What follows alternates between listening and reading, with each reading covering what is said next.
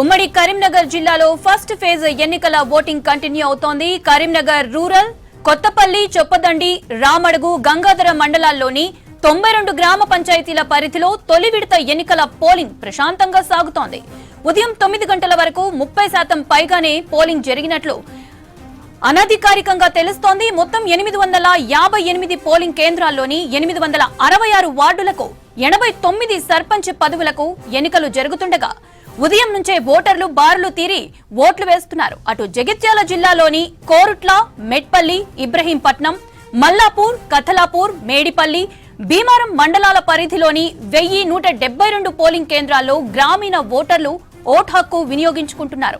ఎలాంటి అవాంఛనీయ సంఘటనలు జరగకుండా పోలీసులు బందోబస్తు ఏర్పాటు చేశారు.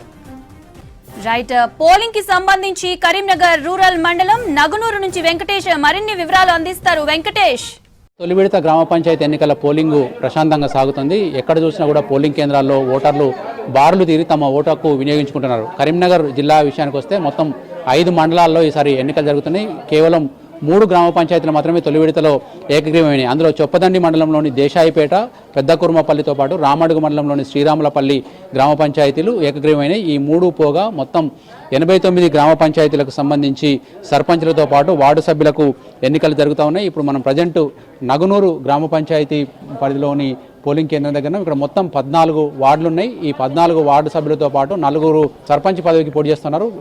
ఇప్పుడు మనం చూస్తున్నది 2వ వార్డుకు సంబంధించిన పోలింగ్ బూత్. ఈ 2వ వార్డు పోలింగ్ బూత్లో మనకి ఇక్కడ స్టిక్కర్స్ కనుక చూస్తే ఫస్ట్ పైన ఉన్న 4 కూడా సర్పంచ్ పదవికి పోటీ చేస్తున్న అభ్యర్థులు నర్సింగోజు అన్నపూర్ణ, లావణ్య, హేమలత, శ్రావణి. ఇది మహిళకు రిజర్వేషన్ అయింది కాబట్టి మహిళలంతా కూడా పోటీలో ఉన్నారు. వాళ్ళకి సంబంధించిన గుర్తులు చూడవచ్చు. స్వతంత్ర గుర్తులు ఎన్నికలకు ఈ రాజకీయ పార్టీలకు సంబంధం లేకుండా జరుగుతున్నాయి కాబట్టి స్వతంత్ర గుర్తులను కేటాయించారు. చివరిగా నోటా గుర్తు కూడా మనకు 5వ నంబర్గా కేటాయించారు. అదేవిధంగా మనకు వార్డు సభ్యులు కనుక తీసుకుంటే 2వ వార్డులో మొత్తం 4 సభ్యులు పోటీ చేస్తూ ఉన్నారు. వీళ్లకు కూడా గుర్తులతో పాటు నోటా సింబల్ ఉంటుంది. ఇక్కడ గుర్తులు కన్ఫ్యూజ్ కాకుండా వేరువేరుగా ఇచ్చారు. అదేవిధంగా బ్యాలెట్ పేపర్ కూడా మనకు సర్పంచ్కి పింక్ కలర్ గులాబీ రంగు బ్యాలెట్ పేపర్ ఉంటుంది. వార్డు సభ్యులకైతే తెల్ల రంగు బ్యాలెట్ పేపర్ ఉంటుంది. వీళ్ళంతా కూడా ఈ 2వ వార్డుకు సంబంధించిన ఓటర్లు వీళ్ళు ఉదయం నుంచే ఇక్కడికి వచ్చి ఓటు హక్కు వినియోగించుకుంటున్నారు. ఉదయం 7 గంటలకు పోలింగ్ ప్రారంభం కాగా అప్పటి నుంచే మనకు చాలా మంది కూడా వచ్చి ఓటు హక్కు వినియోగించుకుంటారు. లోపల పోలింగ్ కేంద్రంలో పోలింగ్ ఆఫీసర్ కావచ్చు, అసిస్టెంట్ పోలింగ్ ఆఫీసర్ కావచ్చు, తర్వాత మిగతా సిబ్బంది వీళ్ళకు సాయం చేస్తూ ఓటు హక్కును ప్రశాంతంగా వినియోగించుకునే అవకాశాన్ని కల్పిస్తూ ఉన్నారు. ఇక్కడ కొంతమంది ఓటర్లు ఉన్నారు. సర్పంచులు తీర్చాల్సిన సమస్యలు మీ ఊర్లో ఏమున్నాయి? మంచిగానే ఉన్నాయి. అన్నీ ఉన్నాయి. బాగానే గెలిస్ట్ వాళ్ళు ఏం చేయాలనుకుంటున్నావు? ఏం చేస్తారో అంతేనా? మీ ఇంటికి వచ్చినప్పుడు ఏం అడిగినావు? మరి ఓటు వేయడానికి అడగడానికి వచ్చారు కదా, అడిగినా చేస్తామంటారు. అది గ్యారెంటీ ఉంటుందా?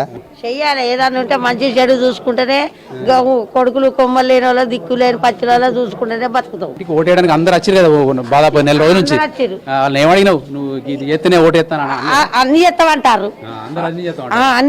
అన్ని చేస్తామంటారు. ఈ కట్ట సుఖం అన్ని చూసుకుంటామంటారు.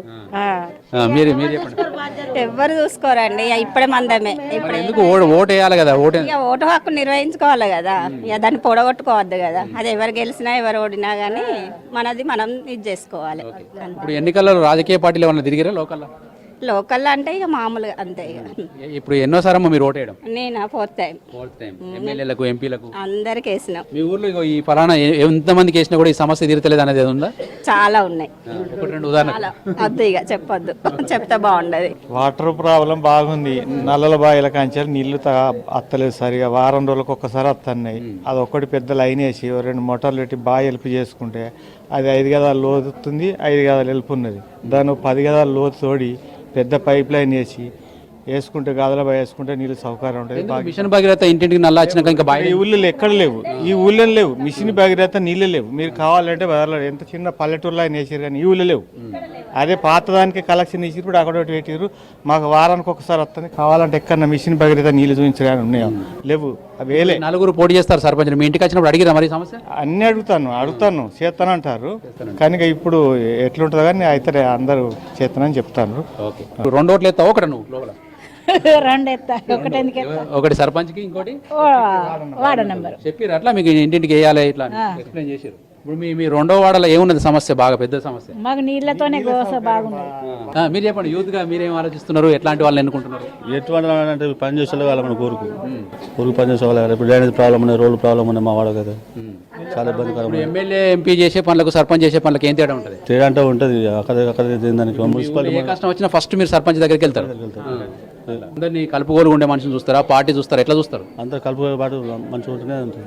ఇది గ్రామ పంచాయతీల్లో సాధారణంగా ఎమ్మెల్యే ఎంపీలు అయితే చట్టసభల్లో వాళ్ళు చట్టాలు చేయడానికి కావచ్చు, నిధులు తేవడానికి కావచ్చు ఉపయోగపడితే, గ్రామాలలో స్థానికంగా అందుబాటులో ఉండే మనుషులు, తర్వాత కష్ట సుఖాలలో పోంగానే తీర్చే మనుషులు కావాలి. అట్లాంటి వ్యక్తుల్ని కూడా ఎన్నుకుంటామని చెప్పి వీళ్ళంతా చెప్తా ఉన్నారు. ఓవరాల్గానైతే గ్రామంలో మంచినీటి సమస్య ఉంది అనేది 2-3 ఓటర్లు చెప్తున్నది. ఇప్పుడు 2వ వార్డే కాదు, మొత్తం 14 వార్డులకు సంబంధించి కూడా పోలింగ్ జరుగుతూ ఉంది. మనకు మధ్యాహ్నం 1 గంట వరకు పోలింగ్ జరుగుతుంది. ఆ తర్వాత 1 గంట గ్యాప్ వాళ్ళకు భోజనం చేసిన తర్వాత 2 గంటల నుంచి కౌంటింగ్ కూడా ప్రారంభం కాబోతోంది. కెమెరామెన్ కవికుమార్తో Venkatesh, V6 news, Naganuru polling కేంద్రం నుంచి.